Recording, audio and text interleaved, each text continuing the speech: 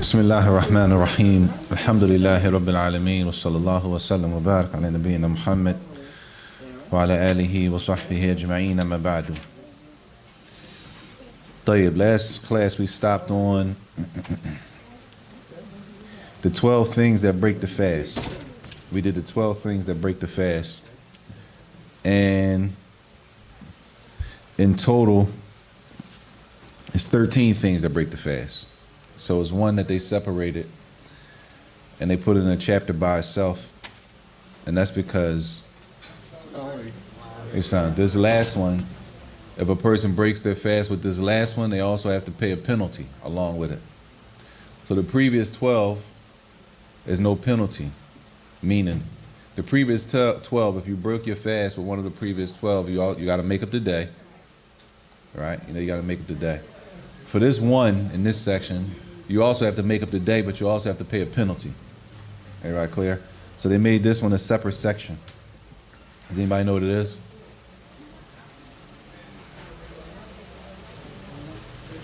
Sexual intercourse.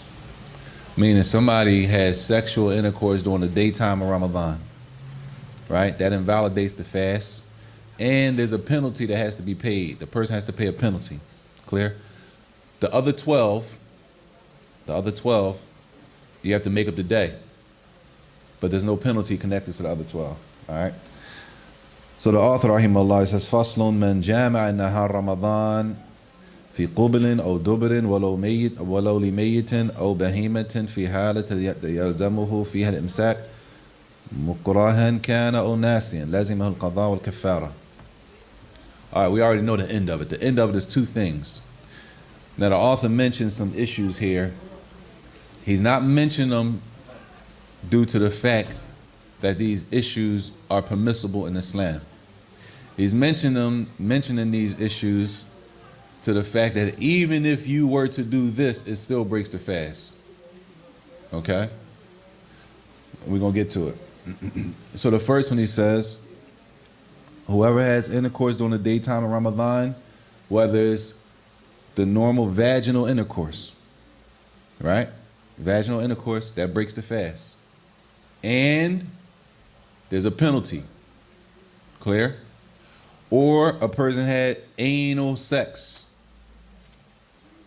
It breaks the fast. And it's a penalty. Right? Kafara. It's called a kafara. Sometimes it's called an expiation. Expiation, it might say in the book. Right? The third one. Walau li mayyitin. Even if a person was to have sex with a dead body, a corpse, breaks the fast, right? And it's a penalty. Now, I'm going to go back. It doesn't mean that anal sex is permissible, because anal sex is haram in Islam, right? It doesn't mean that a person having sex with a dead body, a corpse, is permissible, right? But even if a person was to do that, it's going to break their fast, and they got to pay a penalty. They have to pay the penalty. And then he's going to explain what the penalty is. Everybody with me? Oh, behemotin. Or even if they had sex with an animal. During the daytime Ramadan, it's going to break the fast, and they're going to have to pay a penalty. Who is this for? It says, this is for the person who it is, for the person who is supposed to be refraining during the daytime. All right? Let's deal with that. Which is who? Who's supposed to be refraining from eating and drinking during the daytime and all other things that break the fast? The Muslims that's fasting, and somebody else. There's some other people we spoke about. I think he was here for that too. Nah, you was here, I'm sure, Sheikh. Remember we said the people, right? In reality, that day they weren't fasting because he was traveling or she was traveling. But then she came back, or he came back after Asr.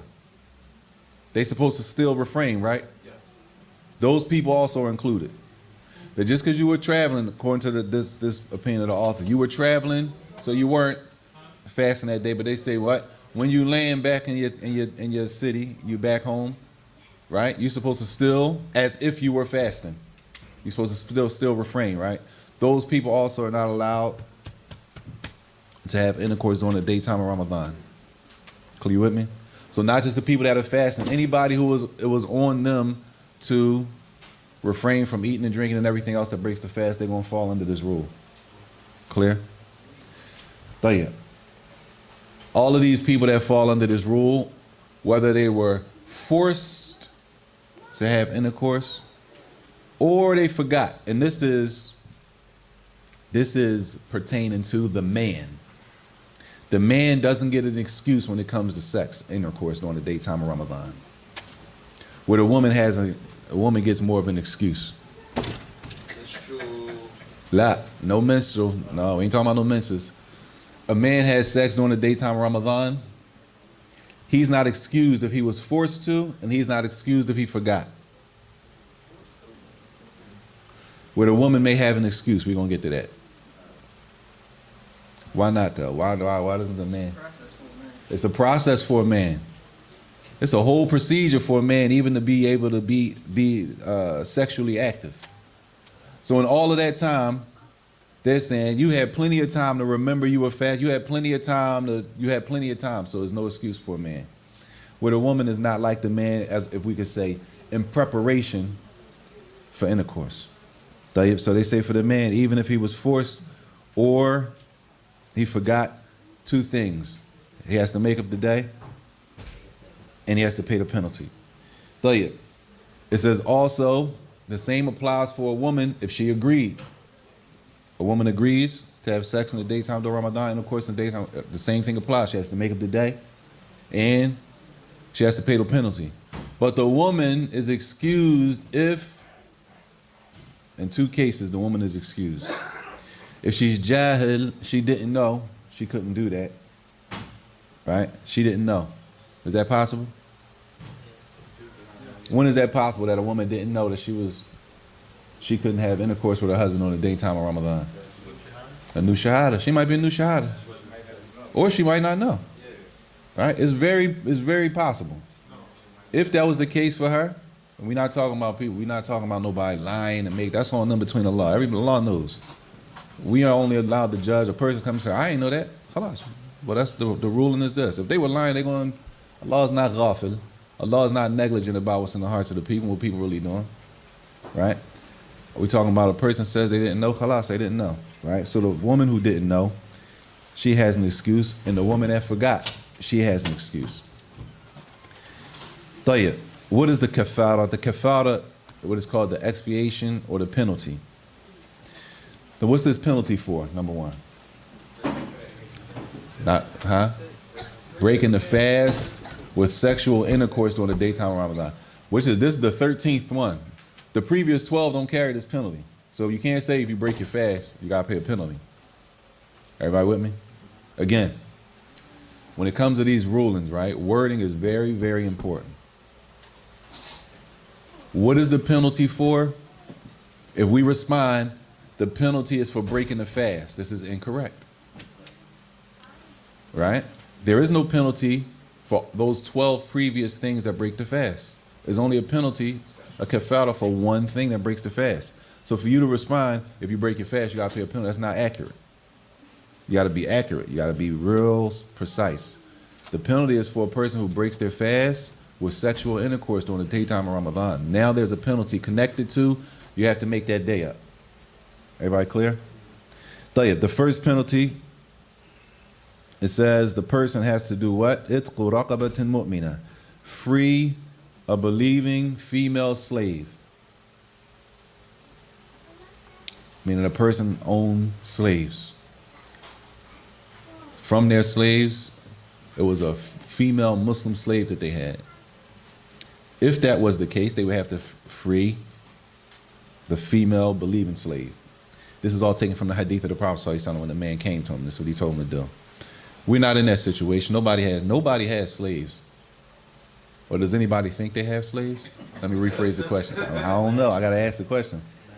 Does anybody think they have a slave? Nobody has slaves, right? So that one is not going to be applicable for us. We can't even apply that one. Now, the next one applies to us. The penalty for breaking the fast with sexual intercourse during the daytime of Ramadan is fasting 2 consecutive months. Straight, no breaks, no on day, off day. 2 shahrain mutatabi'ain, 2 months straight is the second stage for the penalty. Mutatabi'ain, shahrain mutatabi'ain. How many days is that? At least. Huh? At least. At least 58. Why at least 58? 2 days of 29. The Muslim month calendar is 29 or 30 days. We're not using January to December. On these deen issues, we're not using January to December. So we're using the Islamic calendar. So 2 months on the Islamic calendar is at least how many? 2 months is at least 58, and at the most 60. Right? So you're between 50 and 60 days straight of fasting. No, now you can't do this. The penalty is not I can just do Mondays and Thursdays. I can do 15 days and take a break and then come. No. Mutatabi'in, shahrain mutatabi'in, 58 days straight. That means you have to be paying attention to the calendar when a new month starts. Yes, starts. If you ain't noticed. What you mean? Right, so I didn't, all right, so let's say I broke my fast for sex, right? Uh-huh. I have sex with my wife, and I didn't know that that's the penalty. We're going to get to that, inshallah. طيب. Generally, though, when a penalty is on you, you owe it. It's a reason. The drop-off is for a reason, all right? The penalties drop off for a reason. And I don't know if that's one of them. I just didn't know it was a penalty. Allah, we're going to get to that down. طيب. So the first one was the person had to free, which doesn't apply to us, a free Muslim female slave. The Prophet tell him, if you can't do that, then you have to fast 2 consecutive months straight, right? Which is 58 to 60 days, depending on how long the months are. After that, فَإِن لَمْ يَسْتَطِعْ, if a person's not able to do that, what prevents a person from being able to do that? Huh? No, what prevents a person? Like, they got a terminal illness, they have a sickness that they can't fast anyway. Listen, it's supposed to be difficult. It's difficult. Fasting and by itself has some difficulty to it. This is a penalty. There's additional difficulty involved in it. Why? Because a person did something in Islam that calls for a kafara, a penalty to go along with it. It's not like he broke the fast drinking water, where you got to make the day up, even though, right, it's still a sin to intentionally break the fast without valid excuse. Is still a sin. But it's not like that. A person, this is a whole nother situation. So if a person not able to fast for the 2 months straight, those months on the Islamic calendar, it says for it'amu sittina miskina, then they have to feed 60 poor people. You have to feed 60 poor people. What if they're not able to do that? They can't free a slave, they can't fast, they don't have the ability to fast for 2 months straight, and they don't have it to feed 60 poor people. If this is the case for Imam Yajid Saqatat, at that point, then the penalty drops off out of the inability to do it. You with me? Not I didn't know. Well, now you know, and that's what you did. I didn't know it was a penalty. Oh, well, you just learned it was a penalty. Well, is that what you did? Yeah, then you have a penalty connected to you, connected to that action. Everybody clear? Yeah. He says, so there is no penalty. La kafara fi Ramadan bi ghayri jima'. There is no penalty for the first 12. The first 12 we have to do what though? You got to make the day up. Even number 13, you have to make the day up. So all 13, you have to make the day up regardless. But number 13 has along with it the penalty, the kafara. Clear? Everybody clear? Fadhal. Is it 2 consecutive months No doubt. Then you're talking about 59 days. You have to make the day up, which is 1 day. Let's use the penalty days first. And let's just say the months are 30 days. Let's just, so we clear on the number. So if you have 2 months to make up, let's say both months are 30 days. That's 60 days straight of fasting, right? Straight.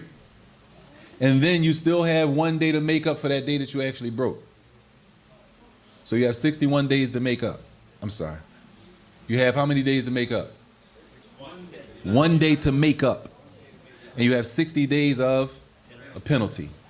Clear? Everybody clear? Yes. Does the penalty days take the same ruling as making up a day before the next Ramadan? Allah alam. Allah alam.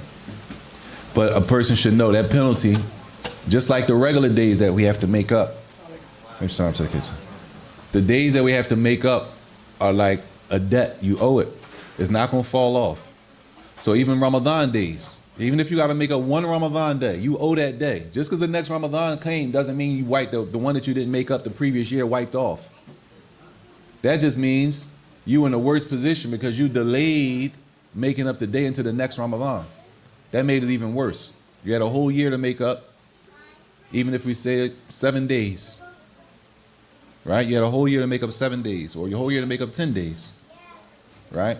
Which for real is like 1 day a month. And you didn't do it, that day doesn't drop off because the next Ramadan started. It's still going to be, you're still going to owe it. So they don't just fall off like that. Was that you? Oh. Tayyib. Yes. 60. 60 poor people.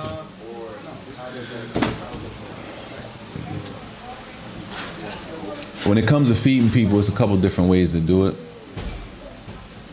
When it comes to the kafara, Allahu a'lam. The safest way to do it, even when we feed during Ramadan, the safe way to do it, if you're talking about a day of Ramadan, right, it's safe to do it day by day, right? Some people want to come at the beginning of Ramadan, they're like, I ain't fasting this month, I'm going to just drop this food off at the masjid and feed 30 people for the month. And there's no guarantee that 30 people ate from it. There's no guarantee that you met the requirements to fulfill your obligation if you had to feed people. If you just drop a pan off at the masjid, especially while we praying Taraweeh, if we praying Taraweeh and you drop food off at the masjid, that means we already ate. Not many people are really looking at that pan after that. So we need to be careful. This is because when it comes to feeding, that might be your obligation for your fast. You want to make sure it's done properly. And the same thing for when you have to feed for the penalty. It's safer for you to go and feed a person one by one, so that you know every day is counted for and you know it's done.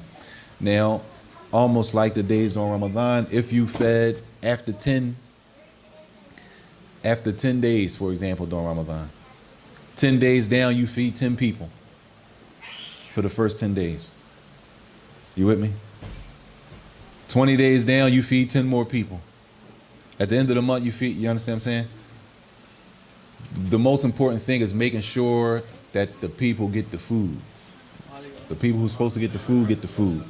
Not just dropping a pan off and hoping people eat from it. We don't want to do that and gamble with our worship being complete or not.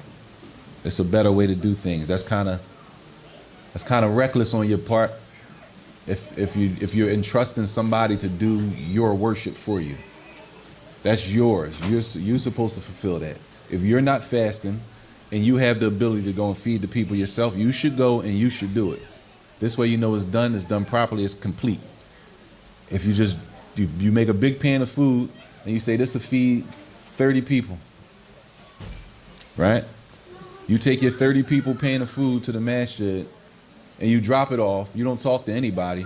And then we say, like people say, I'm donating this to the masjid. Nobody knows what that's for. Especially if the people at the masjid already ate, it might just sit there. A lot of times, not a lot of times, but sometimes people drop food off here. We already had iftar. We already broke fast. And they drop a whole pan of food off there and it sits there because Everybody already ate.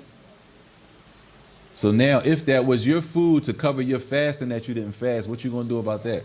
And whose fault is it? Whose fault is it if nobody ate from it? That was your fault. You're supposed to put that together. That's your job to make sure it gets to where it's supposed to go. So that's the safest thing to do. Allah. طيب, the next section he says فصل من فاته رمضان قضى عدد أيامه. Whoever misses a day during Ramadan, they have to make the day up. The days don't just drop off. I hope that's clear. The days of Ramadan don't drop off when you have a day to make up. You have to make up the day. Now, it's two different ways. It's either recommended or it's obligatory at some point. It's recommended to make the day of al-qada al-fawr. It's recommended to make your days up after Ramadan immediately. What does that mean? It's recommended to make up the days of Ramadan immediately after Ramadan. Immediately after the Eid. Not the day of the Eid, because it's not allowed to fast the day of the Eid. Not permissible to fast on the day of the Eid. So now, the day after the Eid, to start making your days up.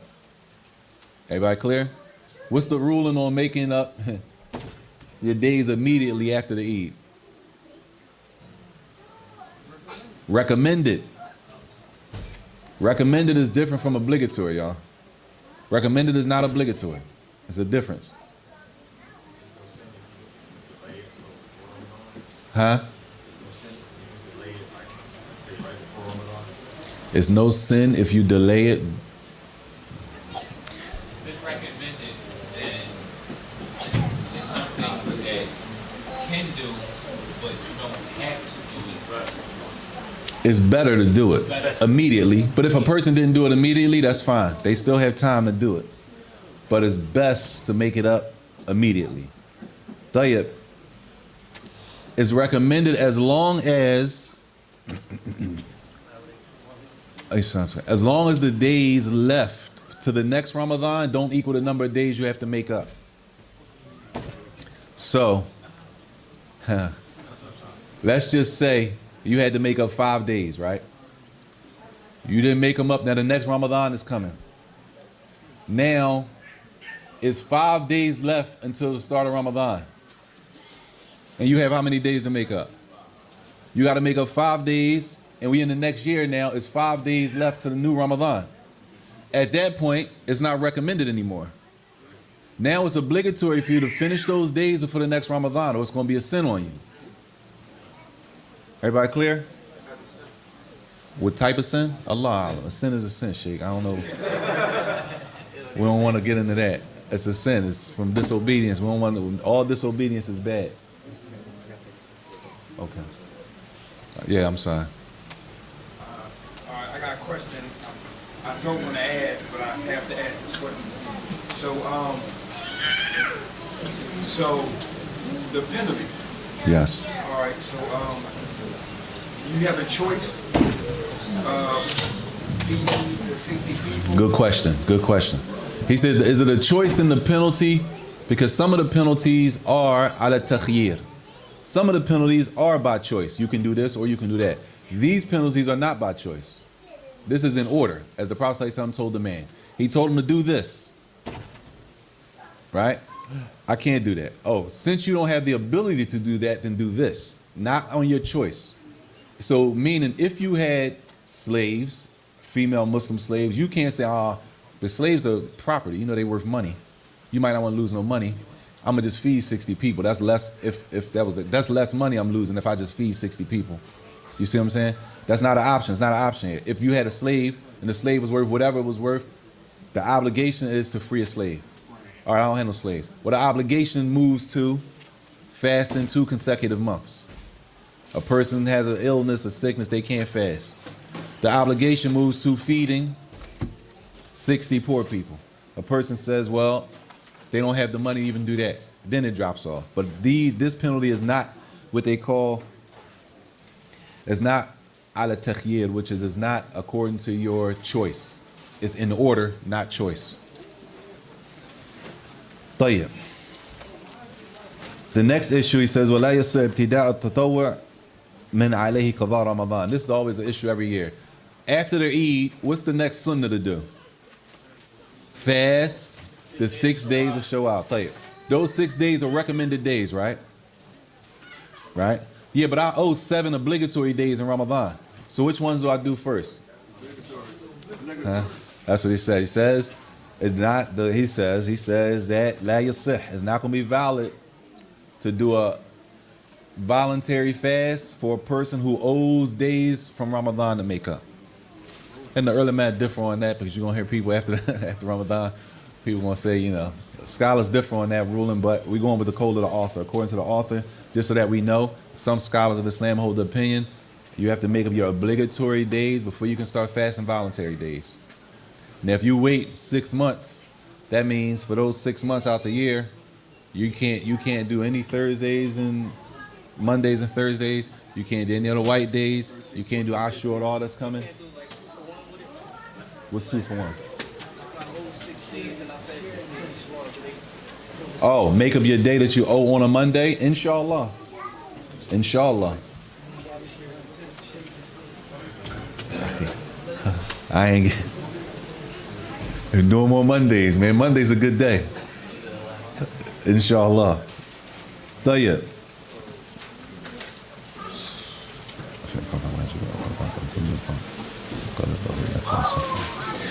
He said, okay. A person might, he says, فَإِنْ نَوَى صَوْمًا وَاجِبًا. If a person wakes up with the intention to do an obligatory fast, or a fast that they're making up, ثُمَّ قَلَبَهُ نَفْلًا, and then they might change their intent to a voluntary fast. He says, صَحَّ.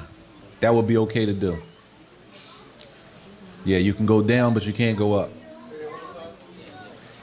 Let's say basically the obligatory fast is the highest level you can go, right? A voluntary fast is less of an obligation on a person, right? So if you start off with the intent of an obligatory fast, you can bump down to make it a voluntary, but you can't make a voluntary and bump it up to obligatory. So if you start off the day fasting, a voluntary fast, you know, and then you say, you know what?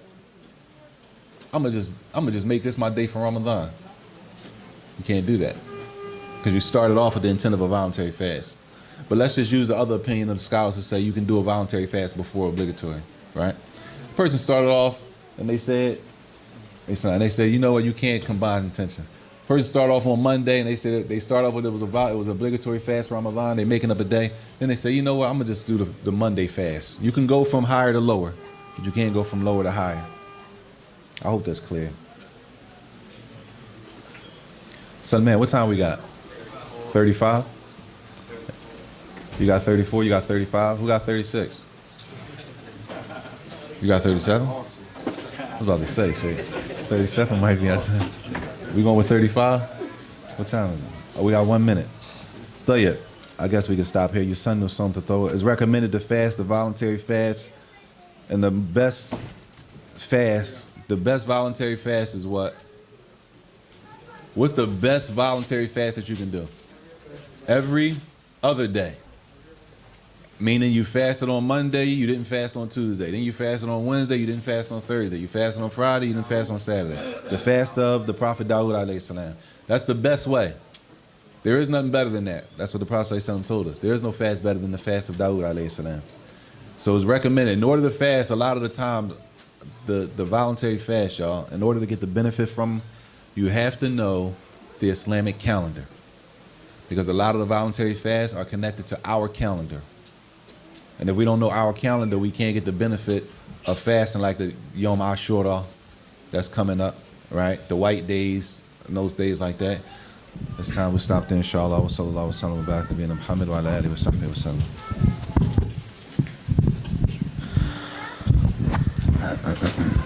Allahu Akbar, Allahu